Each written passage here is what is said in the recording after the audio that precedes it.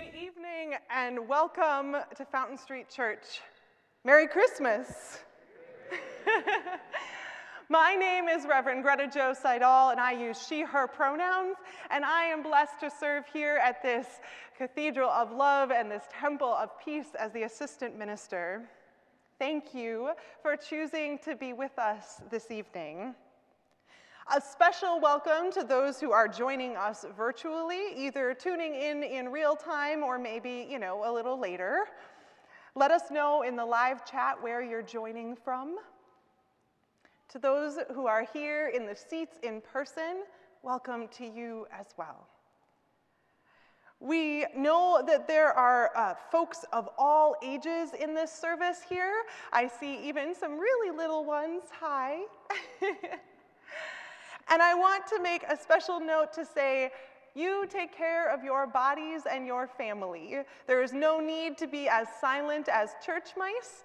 We are all about a joyful noise. If that means that your little one wants to get up and wander the aisle or decides they need to switch seats in the middle of service, please do what you need to do to take care of yourself and your family. We also want to recognize that this service might look a little different than we're used to, or the traditions that some of us have memories of. How do you host an interactive, intergenerational service in a time of COVID-19? As I stand here before you, I'm still not sure of the answer to that question. So I thank you for your patience, for your flexibility, and for your resilience as we navigate this time together. In keeping with our community safety practices during this ongoing COVID-19 pandemic, a brief reminder that we ask all joining us in person to wear a face mask if you are over the age of 2 that covers both your nose and your mouth. We also ask that you refrain from singing. I know that's a hard one, especially on Christmas Eve. So feel free to move your body, clap your hands, tap your feet, make a joyful noise in other ways, but please let our wonderful musicians take care of bringing us the lyrics and the sounds of the season to enjoy. So with that, as we settle into this time of worship, music, and storytelling, I invite you to take a really deep breath.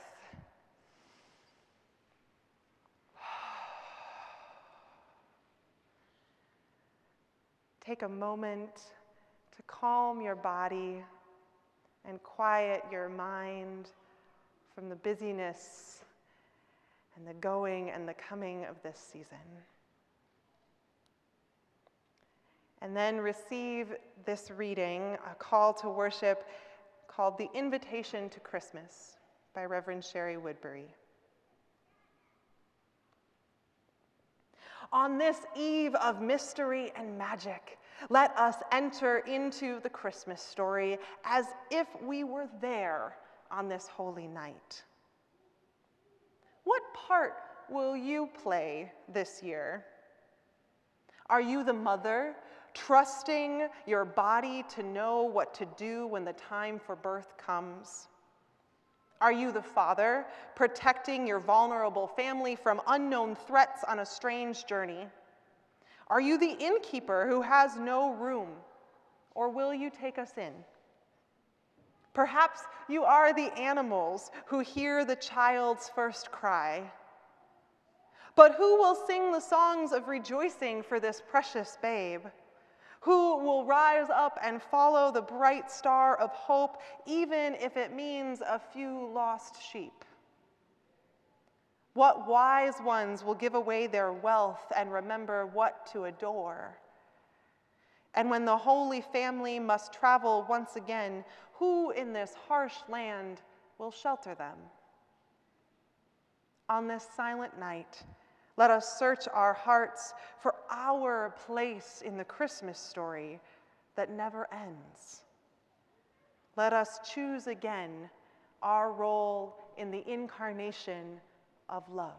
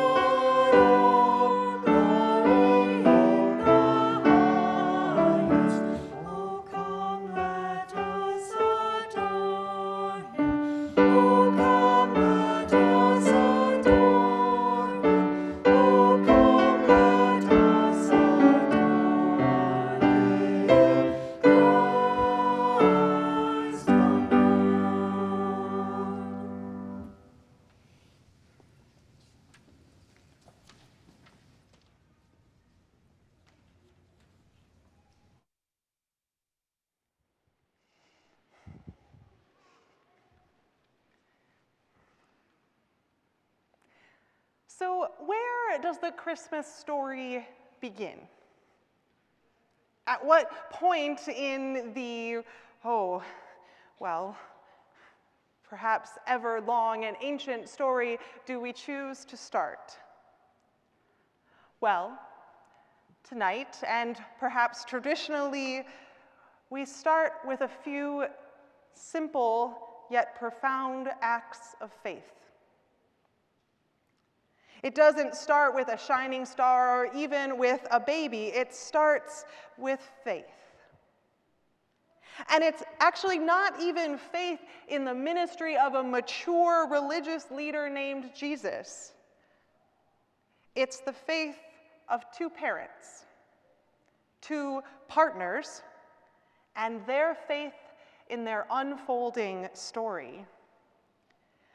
You see, I don't know who of the little ones in this room has a sibling, or maybe has a sibling on the way, but preparing for a baby takes a lot of work. A lot of work by a lot of people. And preparing for the baby named Jesus was no different. Lots of people did a lot of different kinds of getting ready, but especially Jesus' parents, who were named Mary and Joseph. Mary and Joseph not only had to do the physical preparations to get ready for the arrival of the baby, but they had to prepare their hearts, their minds, and their souls. You see, an angel had appeared to Mary and said, "Greetings, the Lord has blessed you and is with you." But Mary was a bit startled by the sudden appearance of an angel before her and didn't quite know what that meant. The angel could see that Mary was scared and so said to her, "Do not be afraid, Mary. God has shown you his grace. Listen. You will become pregnant and give birth to a son, and you will name him Jesus." Similarly, an angel appeared to Joseph in a dream and said, "Your fiancée Mary is pregnant. You and Mary should be married, and then you are to love this child as if it were your own. And that love will help transform the world." So both Mary and Joseph were asked to take on the unimaginable based on nothing but faith. And if accepting this whole unexpected parenthood by divine intervention wasn't enough, shortly after that, they were asked by their government to travel a great distance from their home before the baby was born to a place called Bethlehem. So on faith, they set out on a physical and spiritual journey, relying only on the kindness of strangers. And that act of faith, that spiritual and physical journey, would transform them and transform our world.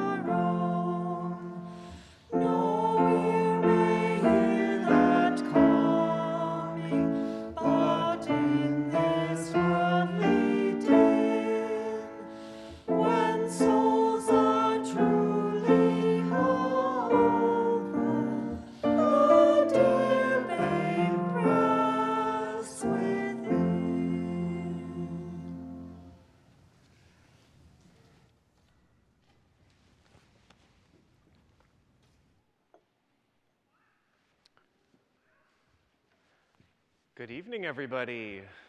Merry Christmas. I'm Reverend Christopher. I have the honor of serving alongside Reverend Greta here as the acting senior minister at Fountain Street Church. I use he, him pronouns, and it's wonderful to celebrate Christmas with all of you. So in your hands, I hope that you have a bulletin or a program or an order of service. You will see in there that we have responsive candle lightings. And each time we light a candle on the Advent wreath, you're going to help in lighting it by following along with the bold text. So I will read the fainter text and you will help us with the bold. So let's give it a try for the candle of faith. Light a candle bright and tall. Faith in justice above all. As the ancient stories told. Shine within our hearts today. Come, O faith, to us we pray.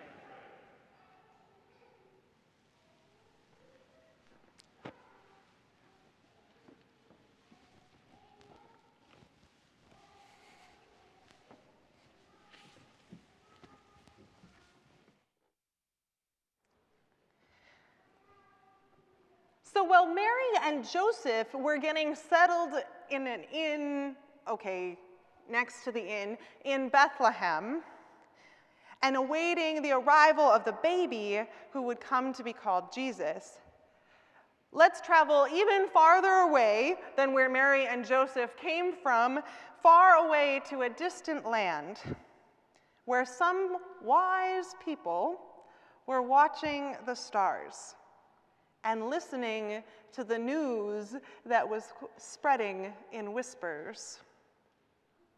Sometimes these characters in the stories are called kings. Sometimes they are referred to as magi. And some people believe that they were scientists, thinkers, dreamers. But for the purposes of our story tonight, what matters most is that they had hope.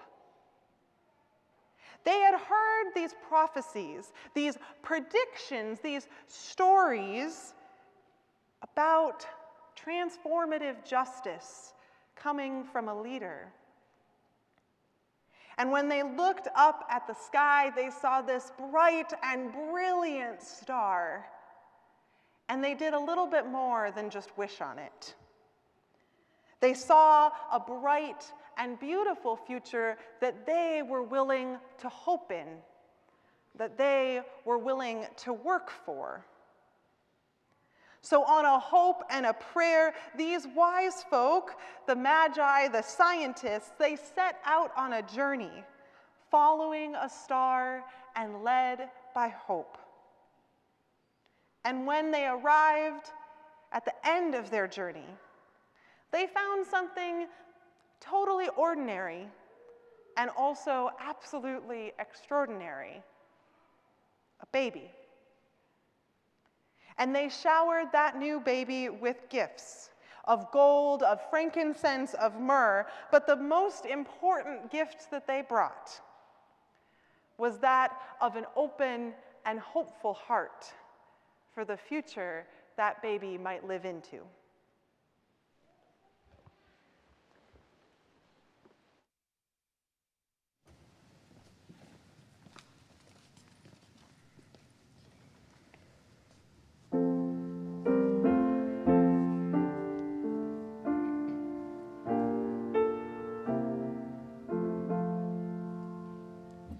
In the bleak midwinter, frosty wind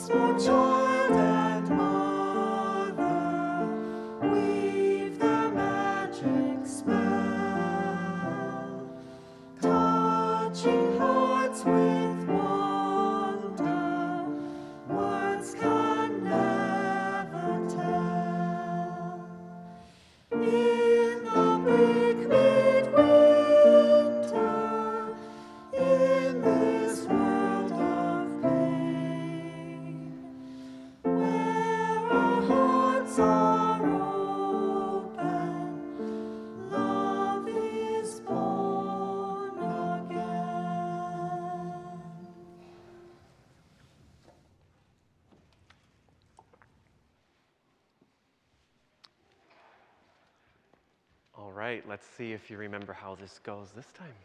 Will you please join me in lighting the next candle, the candle of hope? Light a candle, bright and tall. For the hope within our world. Hope that heard the ages call. As the stars and planets whirl. Shine within our hearts today. Come, O hope, to us, we pray.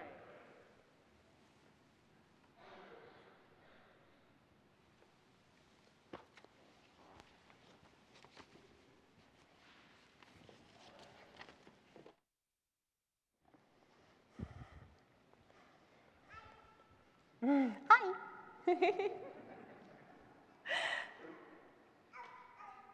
So does anyone have at home a picture book that shows the nativity story, the story of Jesus' birth maybe? Or maybe you've checked one out from the library at some point? Yes? So often these picture books, these stories of Jesus' birth are filled with words about an empty manger and a lonely barn and a cold night. But in those same picture books, I've noticed, the illustrations tell a different story. Maybe you've noticed too. Surrounding that manger where the baby lay, there's some animals. An ox, a lamb, maybe a donkey or a cow, or maybe it gets really exciting and there's a camel, or I've even seen some with like giraffes. Whatever. And they're all crowded around the baby in the manger. Now here's the thing. Since the story doesn't go that Jesus was born in the middle of the woods or in the middle of the desert, he was born in the middle of town, the town of Bethlehem, there must have been people who cared for those animals, who sheltered them, who fed them. And if I had to guess, those same people were doing those same things for Mary, for Joseph, and for the baby.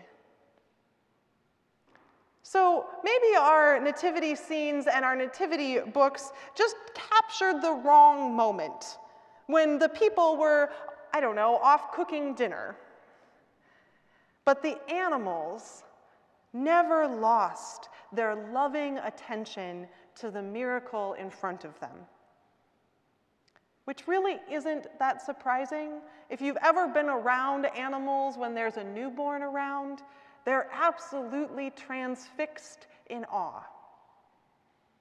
So let's learn a lesson from our furred and feathered friends. To let love incarnate consume our attention. Let it teach us that love and care for the future are not confined to birth parents or however you might define family. Working for a loving and just future belongs to all of us.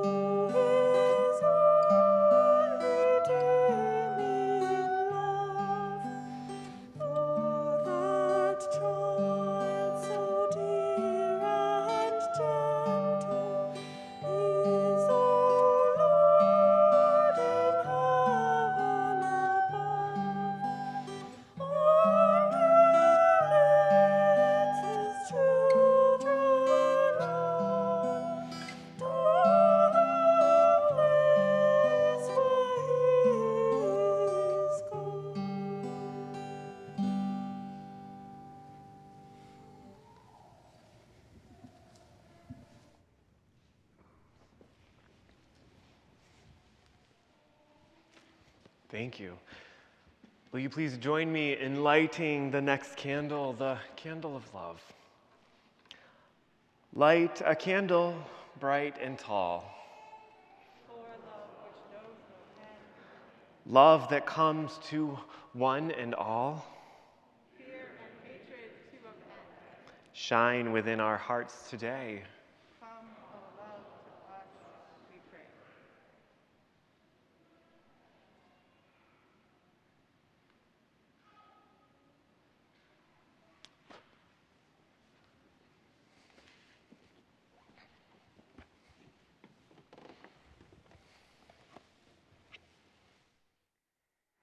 So travel away from the manger again with me a little bit, not so far. I'm guessing we were still relatively near Bethlehem, maybe in the ancient equivalent of the suburbs and the farmlands.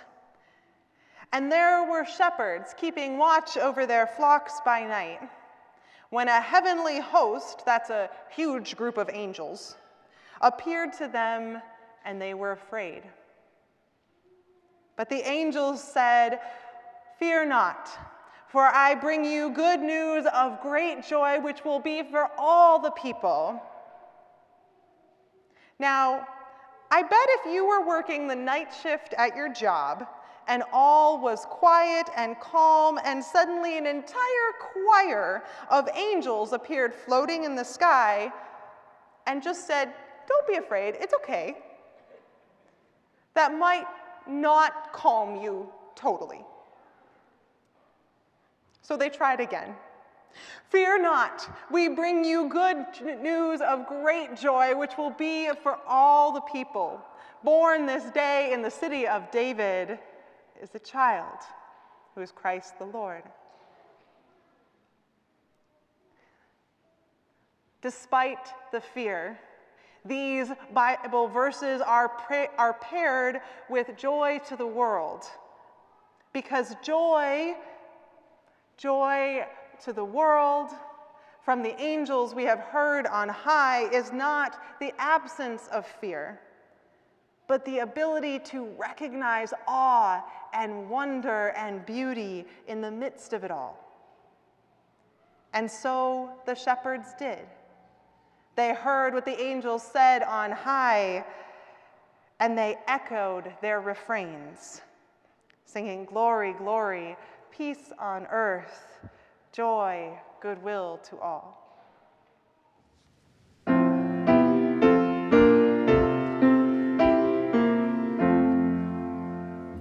Angels we have heard on high, sweetly singing o'er the plains, and the mountains in reply, echoing their joyous strains. Gloria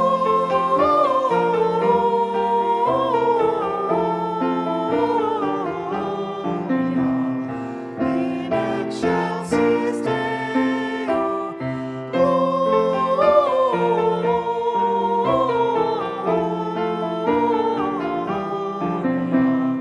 In excelsis Deo. See him in a manger laid, whom the angels praise above. Mary, Joseph, lend your aid, while we raise our hearts in love. Gloria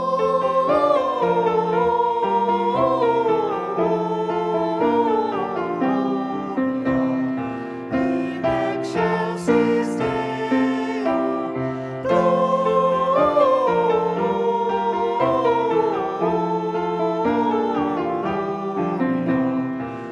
In excelsis Deo.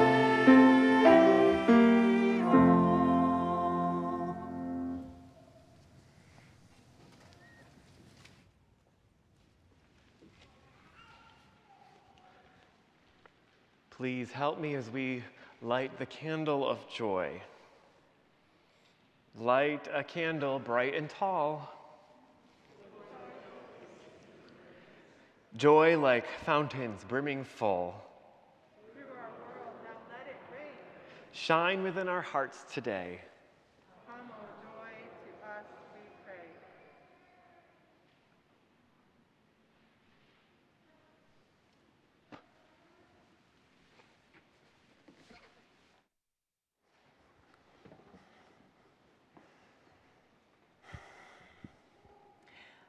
So we've spoken of Mary and Joseph. We've welcomed the birth of baby Jesus in a manger. We've heralded the arrival of the wise ones and shared the joyous news with the shepherds. What comes next? Well, next comes a silent night, a peaceful night.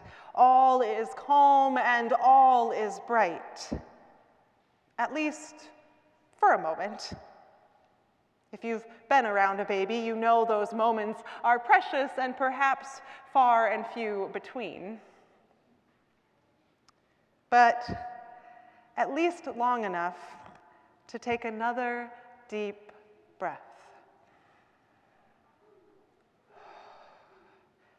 To rest our bodies and to calm our minds so that the work of Christmas might begin. Because Christmas is actually just the beginning of Jesus' story. Because Jesus is just a baby at Christmas. It's just the beginning of his life, his ministry, his work to bring peace on earth. So let it be the beginning of our story too. Let this silent night give us space to hear the call for peace on earth. And when we awaken in the new year, may we make it so.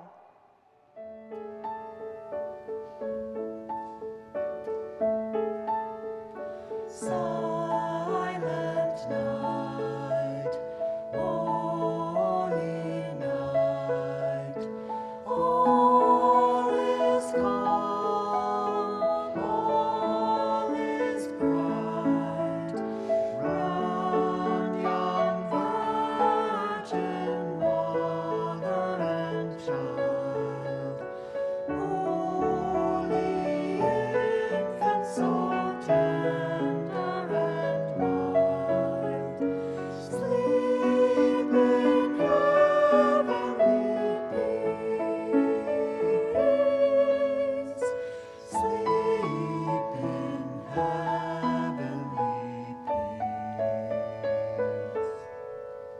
peace. Silent night, wintry night, we travel with shadows, these cold endless bright. Frozen in the snow, roses and strewn. Flowers that withhold so tender and mild. Sleep in heaven's images, sleep its heavenly dying soon.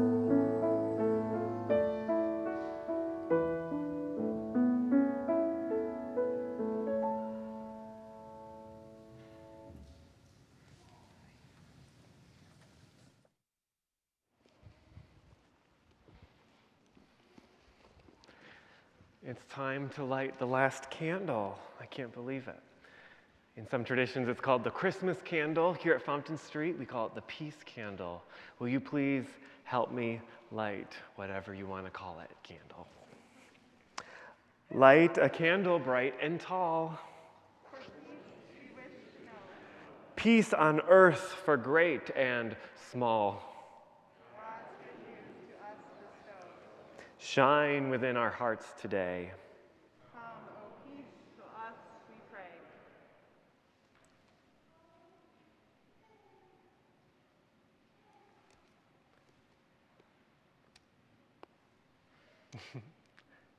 And it wouldn't be a Christmas service without a candle not lighting.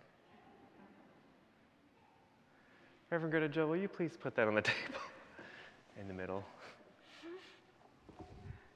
I imagine there were a lot of flukes in the real Christmas story too. All right, my friends, as we prepare ourselves for the final moments of this service, will you join me in the space of a poetic prayer before we get our final blessing from Reverend Greta Joe? This is called the Christmas Prayer with 7 words by Rebecca Parker. We remember the Magi, observers of stars, evidence-based speakers who found their way to kneel before a baby. May we too kneel before life's intricate mysteries, following the path of science-based searchers for truth. We remember Mary, birth mother to a revolutionary prophet, the fetus in her womb a surprise, her choice a decision to magnify her hope, the birth difficult, attended by a beautiful diversity of animals and a ragtag gathering of vulnerable people. May we too kneel at the cradle of Earth's dreams for peace and dedicate ourselves to revolutionary love. We remember Joseph, unexpected father who embraced the baby as his own, believing that every child has a God-given entitlement to love and to care. May we too stand by the women and the children of this world when patriarchal privilege and power threaten their freedom and put their well-being at risk. We remember the angels singing in a cold night to the overtaxed poor, promising peace and goodwill to all. May we echo their song in acts of solidarity and justice for all souls, refugee souls, green souls, disabled souls, black souls, young souls, transgender souls. May we join the bold, holy movement to bring heaven to earth. May the morning star brighten our hope for a new day, and may laughter strengthen all our prayers. Amen.